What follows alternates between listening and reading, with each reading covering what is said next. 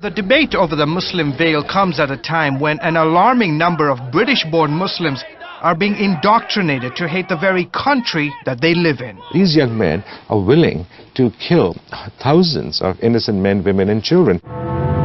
After the attacks of 9/11, there was a big push to integrate the nearly 2 million Muslims into British society.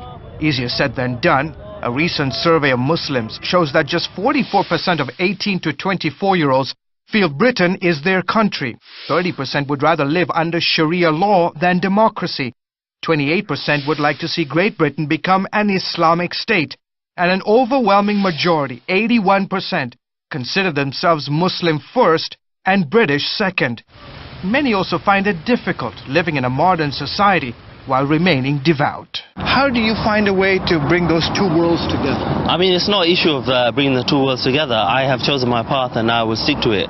Muhammad is part of the second and third generation of British Muslim immigrants who are struggling the most to find their place in society.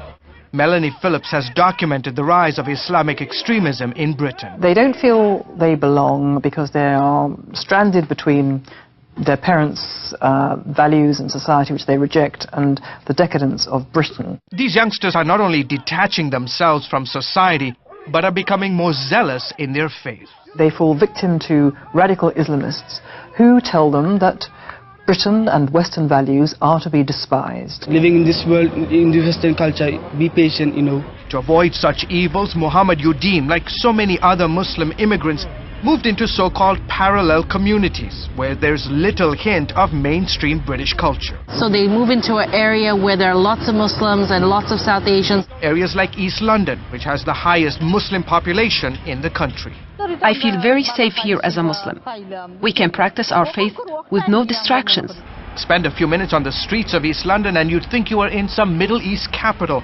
There's nothing here that you can't buy, mostly products Muslims want. There's no doubt that Islam today is having a profound impact on British culture and society. Take, for example, the bank across the street. It offers Sharia checking accounts, and increasingly Muslims are flocking to such banks. Muslims are forbidden under Islamic Sharia law to do business with banks that earn or charge interest. I'm a Muslim, and this bank, the Islamic bank, it's following the rule and regulation of Islam. Parallel communities like the one here in East London are emerging all across Europe. And in fact, some Muslims like to claim these areas are off limits to non-Muslims.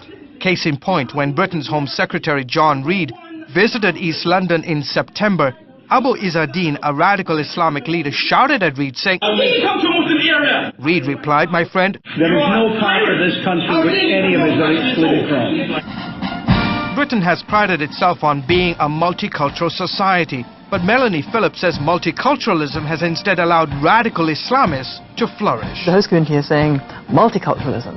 Everyone's culture is identical value. Identical value minority to minority, and identical value minority to majority. So the majority is saying, you want to integrate? Forget it. We don't want you to because we no longer have any belief in what you're going to integrate into. That's really the damage, where the damage has been done. Phillips also says that since 9/11, the British government has bent over backwards to appease and accommodate the radical Muslims. It's taken the line of least resistance, and it very foolishly, in my view, believes that if you give in to the demands being made by extremists, you kind of make the problem go away. Well, we know that that's not true. It makes it worse. There is growing sentiment here in Britain and throughout Europe that Islam and Western values don't mix.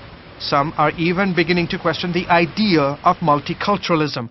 For now, though, criticism of Islam has once again sparked anger among British Muslims, this time over the veil.